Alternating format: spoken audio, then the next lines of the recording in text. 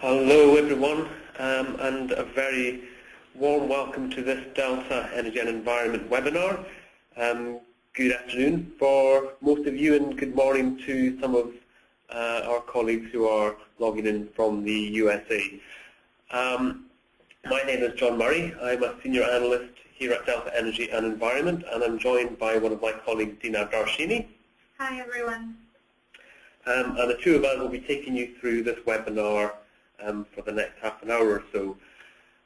Before we begin, just a couple of housekeeping things to be aware of. If I could please ask everyone to have your phones on mute throughout the duration of this webinar, that would be very helpful.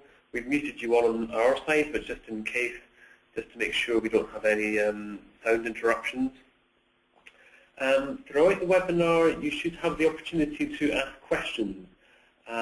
There should be a dialog box on the right-hand side of your screen, which you can use to ask any questions throughout the webinar, and we'll be monitoring those as we go through the slides.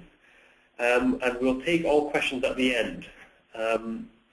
So we intend to have about 25 minutes of showing you slides throughout the webinar, and then about 5 or 10 minutes at the end to take any questions that you may have. So I'm just going to crack straight on with the webinar. We see one or two more people logging in just now, but we're just going to start by giving a very brief introduction to who we are.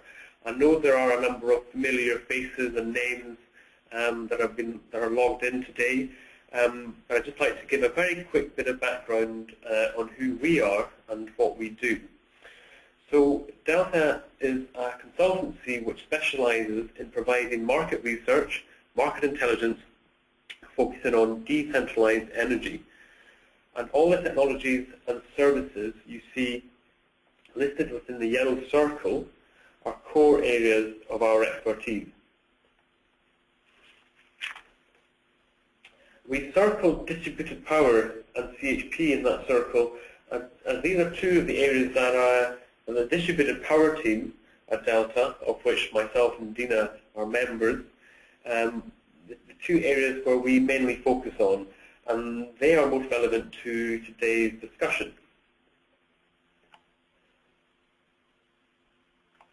Delta provides a number of different services to our clients, but predominantly we look at market data and market forecasts across global markets, including competitor analysis and strategy and tactics for our clients. Our clients mainly are the manufacturers. So in this context, that would be the large energy companies, so the European utilities who are looking to establish where the opportunities are within the distributed power sector, and trying to understand which business models they can adopt to really create growth within this field.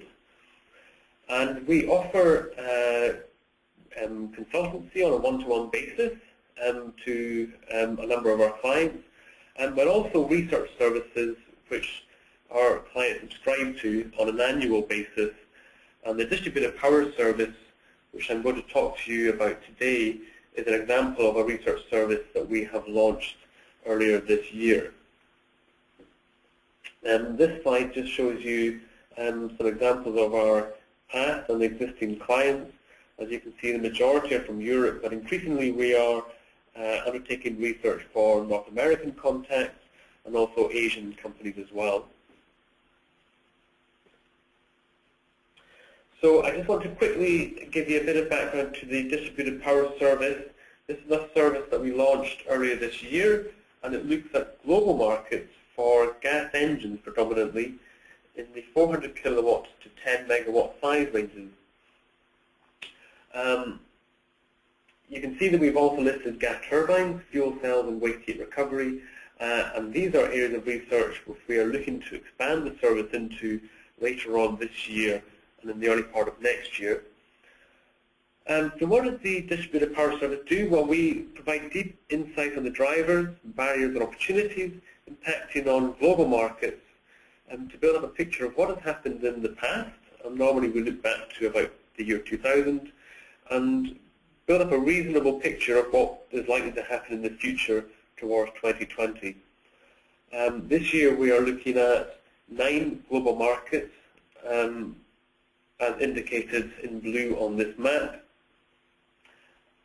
and we provide a number of country reports on each of those 9 countries throughout this year, and we are providing insights on the policies and energy prices which are driving these markets to build up a very detailed and segmented picture of what's happening today and the likely view of what will happen in the future. These are the 9 key markets we're looking at throughout 2014, and next year we'll be looking at an even wider selection of countries going forward. The deliverables are normally in detailed PowerPoint format, as indicated in the slide in the top left-hand corner of that screen, but we also provide, for all our sales numbers, whether that's past numbers and also our future forecasts, data, segmented, detailed data in spreadsheet format, and segmented by the year, by the size range, and also by the fuel type, whether that's natural gas or biogas. So far this year we've looked at the UK and Germany, and for the remainder of this webinar we wish to focus on those 2 countries to give you an indication of how they compare and how they contrast. And so without any further introduction from me, I'd like to pass over to my colleague Dina, who will give you an overview of the UK market. Hi everyone. So, since 2009, the UK gas engine market has improved steadily, and we expect this growth to continue out to 2020, driven by 2 key drivers: an improving spark spread and a supportive policy framework for biogas installations. Now, overall, our expectation is a growth rate of about 3% out to 2017 and of 8% beyond that to 2020. Now, there are also other secondary drivers. So, for example, a gradual recovery from the economic downturn is also likely to improve investor confidence. Also, there is a stronger, though still modest, emergence of district heating expected nearer to 2020. Now, that's just a brief overview. And in the actual report, I think it's worth mentioning that we segment these data by size range and by fuel type. But for the purposes of today's webinar, I'll be focusing on 2 key trends.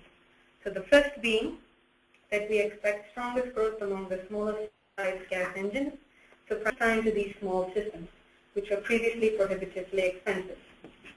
Secondly, system specifiers are also turning to small-scale gas engine C3 solutions in order to meet new build energy efficiency targets within commercial and public buildings. Thirdly, new policies like the feed-in tariff and export tariff introduced in 2010 to incentivize small renewables-based electricity generation have also improved conditions for small-scale biogas engines. And finally, an emerging market preference for more flexible generating capability. So this is enabled by using a multi-unit modular approach, is likely to become more pronounced in the future. So ultimately, by 2020, we expect to see a doubling of today's annual installed capacity for small-scale engines, which in terms of percentage, which is how the graph is being displayed, is over half the additional installed capacity in 2020. Now, another major trend is that we see the market will remain in favor of natural gas systems leading out to 2020, and this is due to continuing healthy and in fact improving spark spreads. See, there's likely to be an upward pressure on electricity prices going forward, driven in large part by the closure of old fossil power plants and by the increased uptake of intermittent, inflexible, renewable generating capacity. And with the introduction of the electricity market reforms and other mechanisms, this will put a further burden on electricity prices in the form of non-commodity costs. So we anticipate electricity prices to be about 3.5 to 4 times that of natural gas in 2020.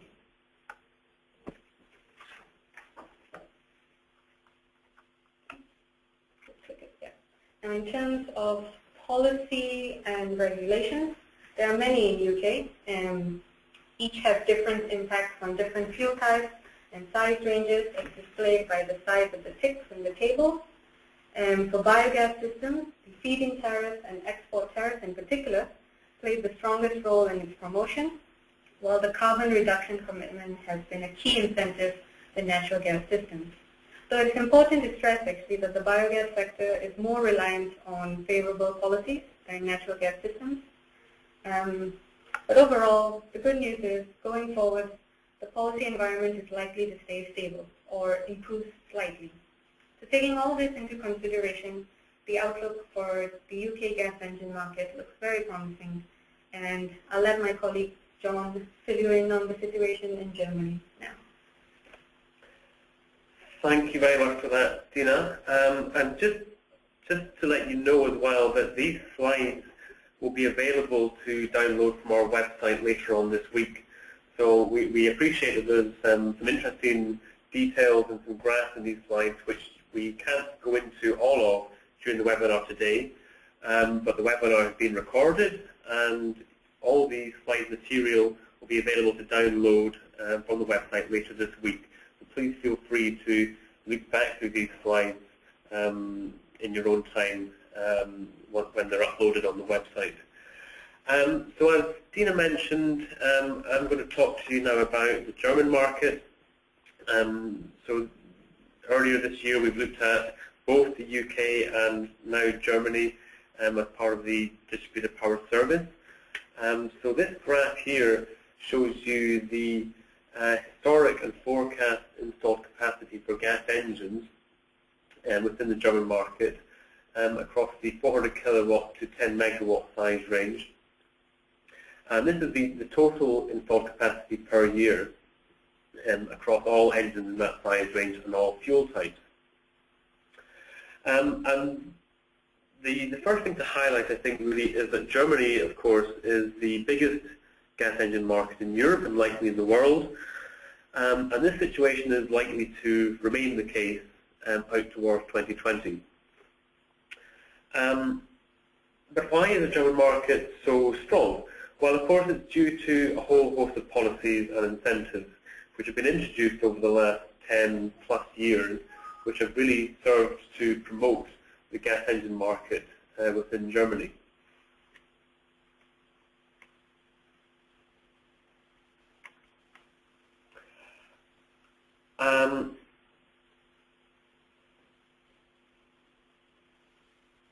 This graph shows the situation in the past and also going forward.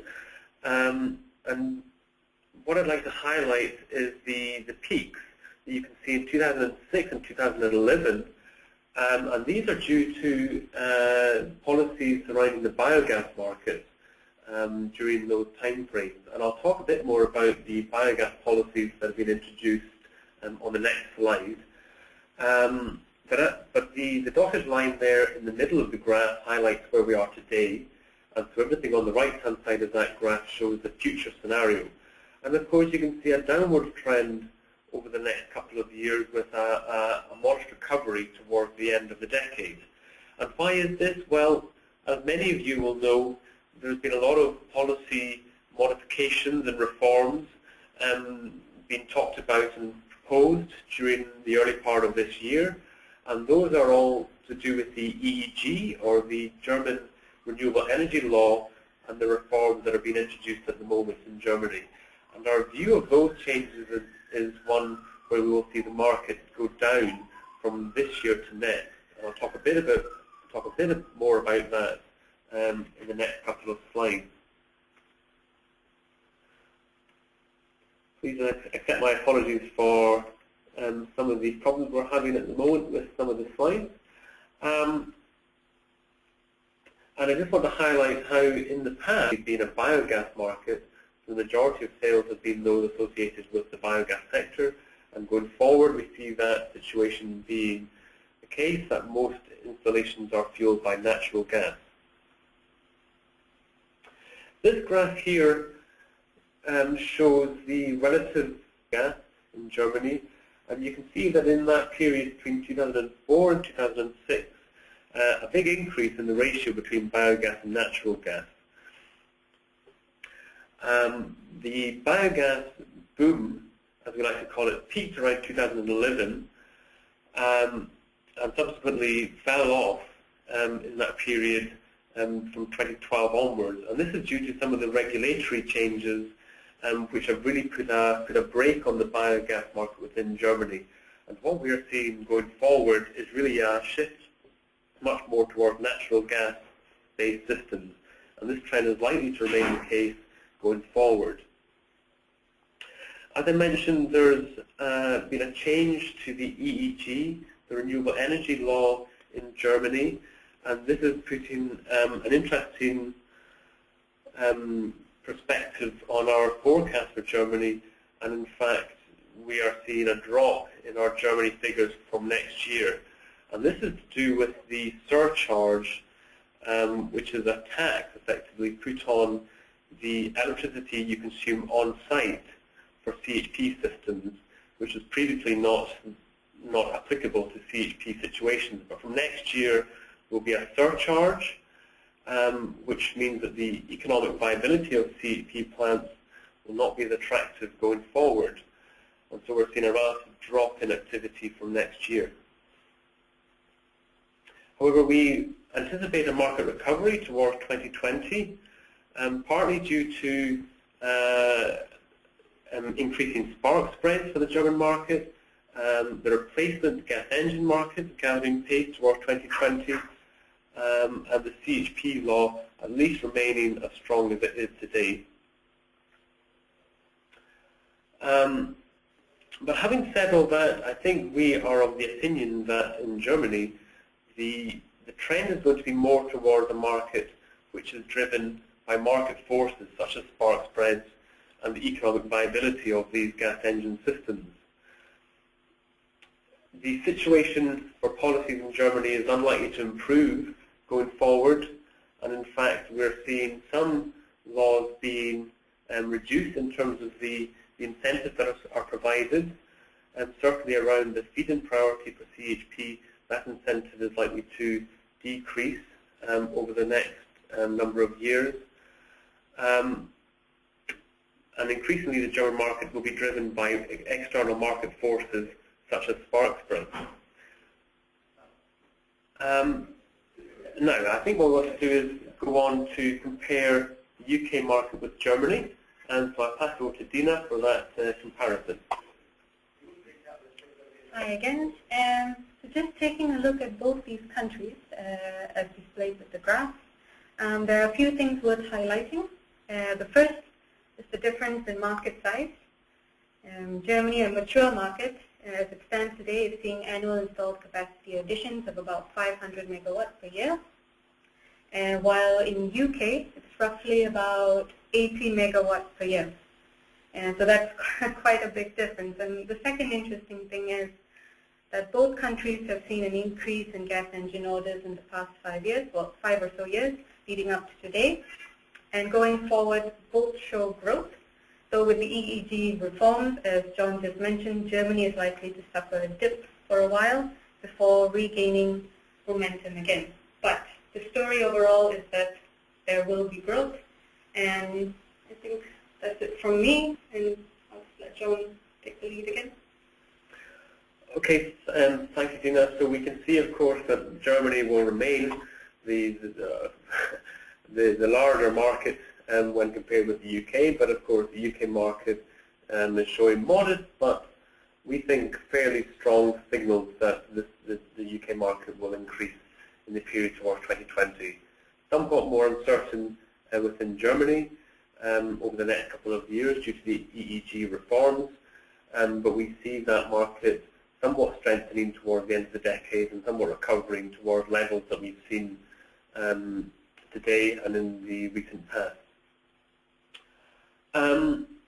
We're getting towards the end of the webinar, and now what I want to do is just pose an interesting question for you now.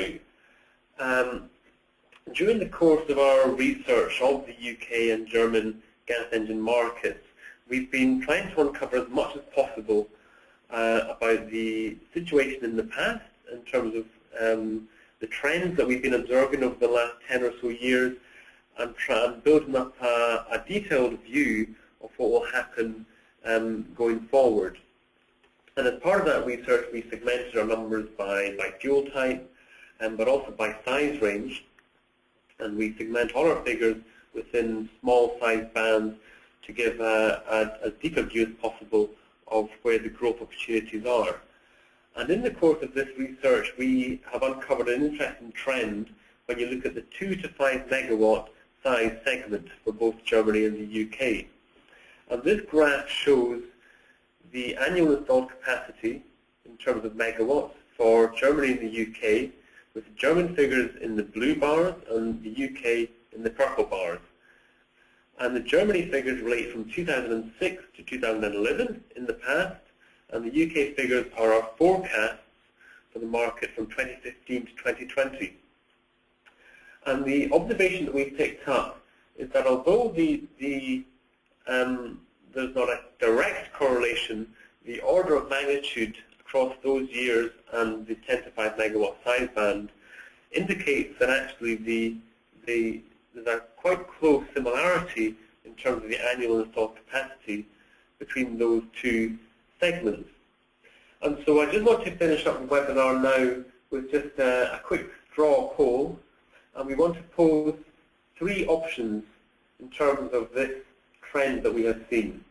The 3 options being that this could be an interesting observation, but it's somewhat useless to compare what's happened in the past with what's happened in the future.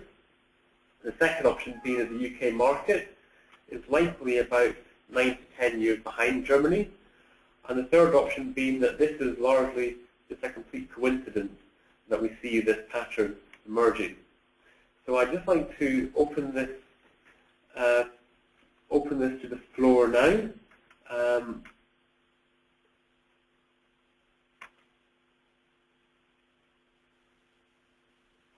So we have, hopefully you see a box in the on your screen now, which will allow you 30 seconds to consider that question just now.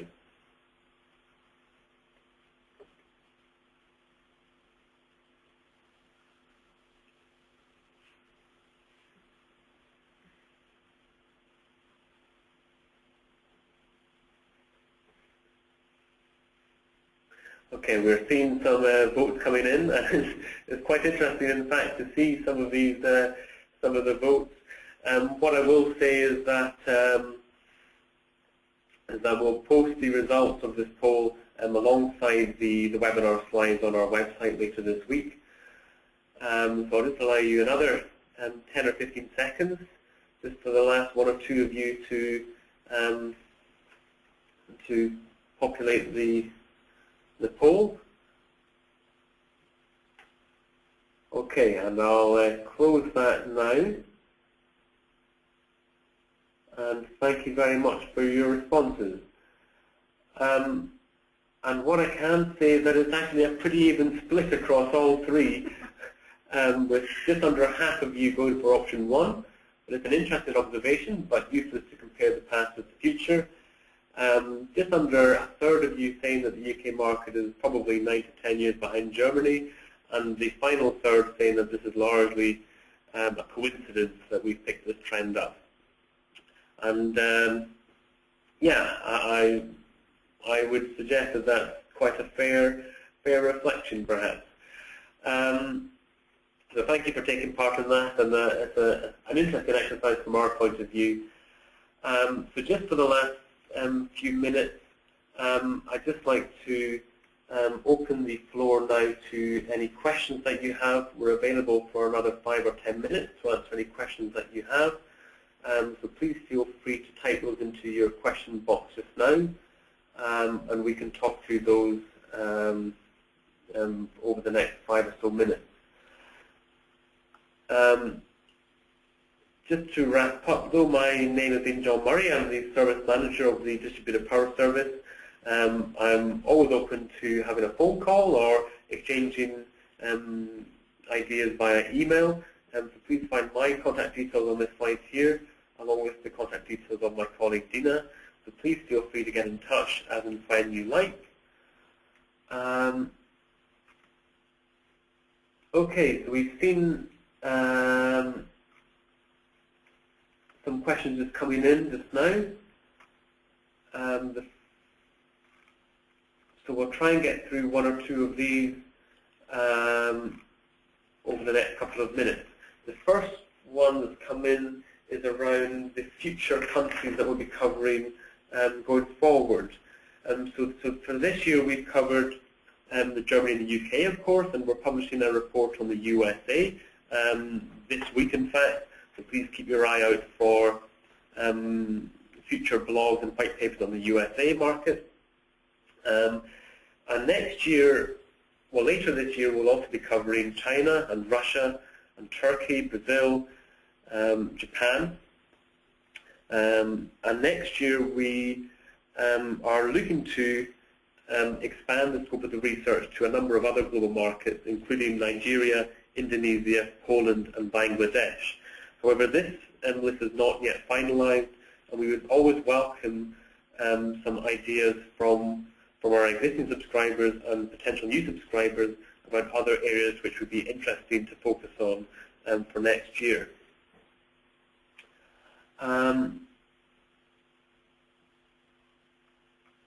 Yeah, there's one question on the EEG and the current situation around the EEG policy changes around Germany. This situation has been quite volatile over the last 1, 2, and 3 months. There's been a bit more clarity, I think, over the last 1 or 2 weeks around what the changes are going to be within the German market from the 1st of August. We've been monitoring the situation quite closely over the last couple of months, and we will be publishing over the next couple of weeks our view on how this is going to impact the German market in the form of a blog, which we, giving our view of how we see the German market going forward. So please keep your eye out for that on the Delta homepage. But absolutely, it's a policy which is bound to have a quite profound impact on the German market in the future. There's a question on the peak in installed capacity in Germany in 2011. That's a very good question, and thank you for asking. This is due to the big activities that was observed in the biogas sector in that time frame. The reforms around the biogas sector were introduced in 2012, which really negatively impacted the biogas industry. And what we observed in 2011 was a big increase in activity within the biogas sector to make sure that all the new biogas plants were installed before the new biogas rules came into force in 2012. So that's why we saw a big increase, a big spike in the German numbers in 2011.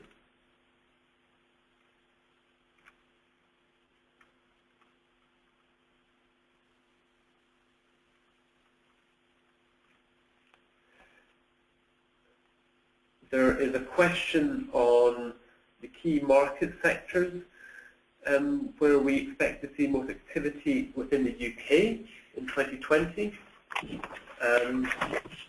We have certainly been looking at the UK, the attractive customer segments within all the countries that we're focusing on when we're doing this research.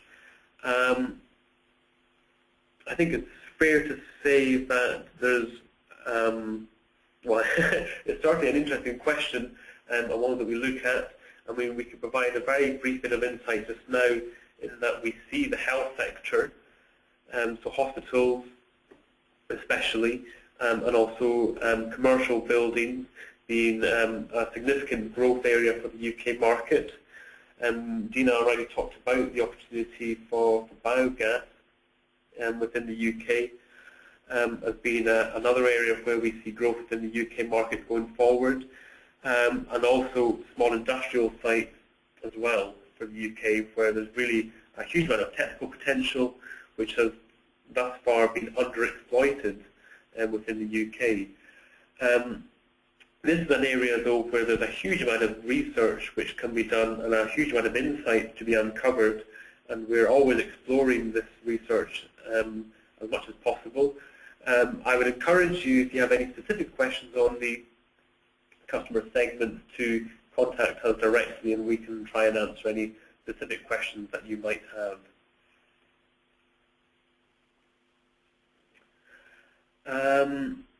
There's one question come in on the residential market, so lower than 400 kilowatts. We so far have been focusing on gas engine size from 400 kilowatts and above, but in fact and I should have mentioned this at the start, we'll be lowering the size range that we focus on down to about 50 kilowatts for every future report for the distributed power service. And so we will be looking at much smaller gas engine units from now onwards. And of course, we have a very good understanding from separate research of those smaller size ranges within the UK and Germany also. We have run out of time, I think, to answer any more questions during this time. But thank you very much for the questions that have come in. And if we haven't answered your question just now, then we will certainly endeavour to do so by email over the next 1 or 2 days. I hope the webinar has been informative at least and interesting, and we thank you very much for your attendance. Throughout the second half of this year, we will be scheduling one more webinar to talk about some of the other markets we've been covering, for example, the USA and Turkey and so on. And we shall also be publishing white papers and blogs throughout the year as well. So thank you very much for your attendance. Please find the slides and the webinar recording on the website later in the week. And we wish you a very good afternoon and evening. So thank you very much. Goodbye.